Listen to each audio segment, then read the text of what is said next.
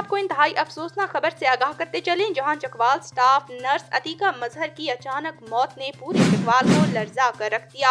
इसके साथ क्या हुआ और कैसे मौत वाक़या हुई, अहलियान चकवाल के साथ साथ मुकम्मल पाकिस्तान की आवाज़ ये जानने के लिए मुंतजिर हैं। इसी हवाला से हमारे साथ इस वक्त मौजूद हैं चकवाल से ABC न्यूज़ के नुमाइंदा राजा शहजाद हमीद। जी राजा शहजाद, क्या तफसीलात हैं आपके पास? बिस्मिल्लाहिर्रहमानिर्रहीम। नाज़रीन, मैं हूँ राजा शहज़ाद हमीद। नाज़रीन, आज हम एक ऐसी दुखी फैमिली के साथ मौजूद हैं, जिनकी जवान साला बेटी इस दुनिया से चली गई है और उसके साथ क्या हुआ अभी तक इस फैमिली को उस बारे में इल्म नहीं है। मेरी मुराद अदीका मज़हर से है, जो एक स्टाफ नर्स हॉस्पिटल में दौरान ड्यूटी अचानक तबीयत ख़राब होने से वेंटिलेटर पे चली गई और अपने खालिक हकीकी से जा मिली। नाज़रीन, हमारे साथ उनकी बहन जो बहुत दुखी कंडीशन में हमारे साथ मौजूद हैं। हम उनसे भी जानने की कोशिश करते हैं कि उन्होंने क्या देखा वहाँ पे, और उनकी वालदा भी हमारे साथ मौजूद हैं, उनके वालिद भी हमारे साथ मौजूद हैं, लेकिन मैं वो बयान नहीं कर सकता कि उनकी क्या कंडीशन है। मैं उनकी बहन से जानने की कोशिश करता। अस्सलाम वालेकुम। वालेकुम सलाम। प्लीज़ अपना नाम बताइएगा। शम्स मज़हर। शमशा मज़हर, आप अतीका की जो है वो छोटी बहन है। तो आप थोड़ा-सा मुझे ये बताइएगा कि जब ये हादसा हुआ, आपको कैसे इत्तला हुई और आप कितनी देर में हॉस्पिटल पहुँच गए? हमें सिस्टर के नंबर से ही किसी स्टाफ ने कॉल की कि आपकी सिस्टर की बहुत ज़्यादा तबीयत ख़राब है, तो आप जल्दी से इमरजेंसी में आ जाएँ। बहुत क्रिटिकल सिचुएशन में वो थीं जब हम लोग वहाँ पे पहुँचे, तो कोई स्टाफ, कोई डॉक्टर वहाँ पे नहीं था। वो सिस्टर अकेली पड़ी हुई थीं। वो वहाँ पे उनकी क्या कि किस एरिये में इमरजेंसी में थी, या उनको आईसीयू में शिफ्ट किया गया था, या जब आप वहाँ पे पहुँचे आपने कहाँ पे देखा और आपने अपनी सिस्टर से क्या बात की और उन्होंने क्या बताया आपको? जब हम लोग वहाँ पे पहुँचे तो वो इमरजेंसी में थीं, स्ट्रेचर पे पड़ी हुई थीं।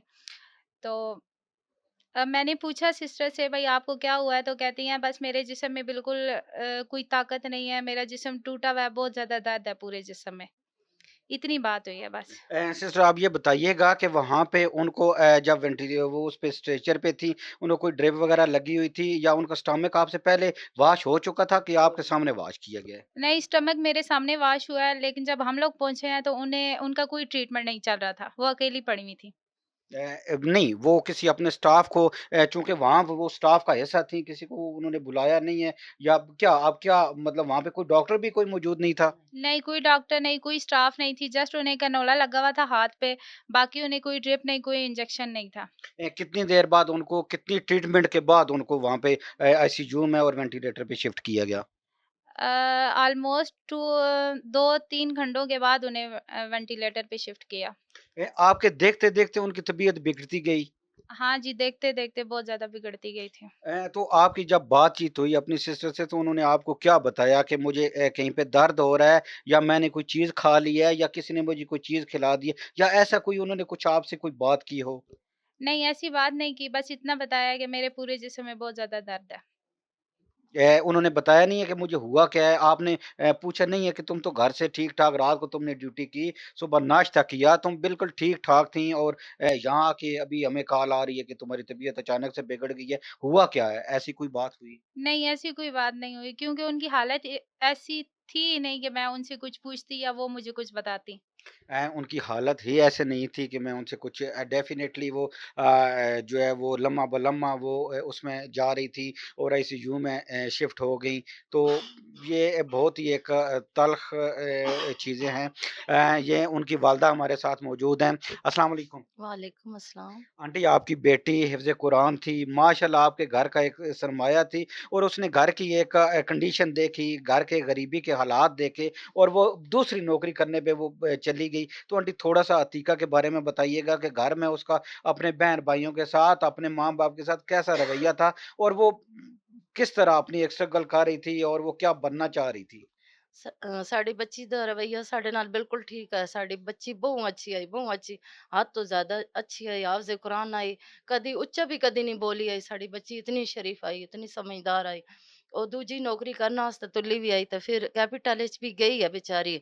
ਬਹੁ ਪਰੇਸ਼ਾਨ ਆਈ ਕਿਉਂਕਿ ਉਸਨੂੰ ਬਹੁ ਪਰੇਸ਼ਾਨ ਕੀਤੇ ਵਨ ਹੈ। ਉਸਦੀ ਡਿਊਟੀਆਂ ਲਾ ਛੁੜੇਂਦੇ ਆ ਤੇ ਵੈਸੇ 3 ਮਹੀਨਿਆਂ ਤੋਂ ਬਾਅਦ ਲੈਂਦੇ ਨਾਈਟ ਡਿਊਟੀ ਤੇ ਉਸਦੀ 2 ਮਹੀਨਿਆਂ ਤੋਂ ਬਾਅਦ ਲੈਂਦੇ ਆ ਤੇ ਜੇ ਉਸ ਕੰਪਲੇਨ ਕੀਤੀ ਹੈ ਤੇ ਉਸਨੂੰ ਆਖਿਆ ਨਾ ਕਿ ਹੁਣ ਅਸੀਂ ਤੈਨੂੰ ਛੁੜੇਂਦੇ ਨਾ। ਉਸਦੀ ਟ੍ਰਾਂਸਫਰ ਕਰ ਛੁੜੀ ਨਾ ਜੱਟ ਲੈ। ਉੱਥੋਂ ਬਾਅਦ ਅਸਾਂ ਮਿੰਨਤ ਮਾਜਰਾ ਕਰ ਕੇ ਤੇ ਅਸੀਂ ਉਹਨੂੰ ਆਖੀਏ ਕਿ ਬਈ ਇੱਥੇ ਇਸਦੀ ਟ੍ਰਾਂਸਫਰ ਕੀਤੀ ਵੰਜੇ, ਲੇਕਿਨ ਉਸ ਆਖਿਆ ਨਹੀਂ। ਫਿਰ ਅਸੀਂ ਆਪਣੇ ਬੱਚੇ ਦੇ ਹਿਸਾਬ ਕੋਲੋਂ ਕਰਵਾਈ ਹੈ ਉਸਦੀ ਕਾਲ ਤੇ ਤਾਂ ਫਿਰ ਉਸ ਇੱਥੇ ਟ੍ਰਾਂਸਫਰ ਕੀਤੀ ਹੈ। ਲੇਕਿਨ मैंने बच्ची को बहुत परेशान किया भी मैं एक बार सीओ बनना तो मैं सीओ बनना तो पहले मैं ये काम तैना पहले करना ही है। तो उस मैंने बच्ची को बहुत धमकियां देतियां मैं तो यही आने कि मैंने बच्ची का कातल है है मैंने बच्ची का कातल है। मैंने बच्ची बिल्कुल ठीक घरों गई है, कोई बीमार नहीं, कोई कुछ भी नहीं आया। बस 2 घंटे बाद फिर जेड़े बंदे मैंने दसेंदे पे न ओहदे बारे कि भई ये बच्ची ठीक ठाक अपना काम सारे अंजाम अपनी ड्यूटी सारे अंजाम भी देंदी आई। फिर मैं की कुण मन्ना कि भई मैंने बच्ची की होई है उन्हें ही मैंने बच्ची को कोई चीज देती है। लिहाजा मैं जेड़ा ना इंसाफ आंटी, जिस चाहिए। टाइम आप हॉस्पिटल पहुंची हैं, अतीका से आपकी मुलाकात हुई है, तो आपने बेटी से पूछा कि क्या हुआ है? उसने कोई आपसे आखिरी कोई बात की हो? नहीं उसकी हालत ही इंज आई कि भी मैं कुछ भी ना सकदी, मैंने कोलों बर्दाश्त ही नहीं होंदा है। मैंने बिल्कुल बेटी दसने जोगी भी कौन आई। बस मैं की सुन दसा इतनी इसकी हालत नाजुक आई। जी, इनके वालिद साहब जो हैं वो सख्त कौमे में हैं, वो बोल नहीं सकते, वो बात नहीं कर सकते, वो बस सर हिला देते हैं। हम उनसे जो है वो इस कंडीशन में वो अभी बात करने से कासर हैं। लेकिन उनकी वालदा की ज़बानी, उनकी सिस्टर की ज़बानी, तो ये लोग इंसाफ के मुतलाशी हैं। ये लोग सिर्फ़ और सिर्फ़ इनकी जो डिमांड है वो यही है कि हमारी बेटी हम में नहीं रही। हाफ़िज़ कुरान और 2-2 जॉब्स, रात को वो ड्यूटी करके आई, सुबह नाश्ता किया, फिर ड्यूटी पे इतनी स्ट्रगल करने वाली, इतनी मेहनती लड़की का अचानक से चले जाना एक लम्हे फ़िक्रिया है। उसके साथ क्या हुआ, ये जो रेलेवेंट इदारे हैं यही बता सकते हैं, और इन इदारों को चाहिए कि ये जो इंसाफ के मुतलाशी ये लोग हैं, ये अब डबल तकलीफ़ में, एक तो इनकी बेटी चली गई, दूसरा इनको कोई पता नहीं कि हमारी बेटी के साथ हुआ क्या है, माजरा क्या बना। तो ये जो आला हुकाम है, जो सीटों पे बुरजमान हैं, उनकी ड्यूटी में ये चीज़ें शामिल हैं, और ये जो एक इंसाफ के मुतलाशी ख़ानदान हमारे साथ खड़ा है, मीडिया का सहारा लेके, मैं अपने इस प्लेटफ़ॉर्म से उनको झंझोड़ कर ये चीज़ कह रहा हूँ कि वो इसके जो इंसाफ के तकाज़े हैं जल्द से जल्द पूरे करें, और जो भी वो ऐसी अवामल हैं, जो भी लोग हैं, उनको सामने लाकर इनके सामने पेश करें, ताकि इनको पता चले कि हमारी बेटी के साथ क्या हुआ है, किसने क्या किया है। इसी के साथ मैं इजाज़त चाहूँगा अपने कैमरामैन राजा ज़हीर के साथ। राजा शहज़ाद हमीद, ABC न्यूज़, चकवाल।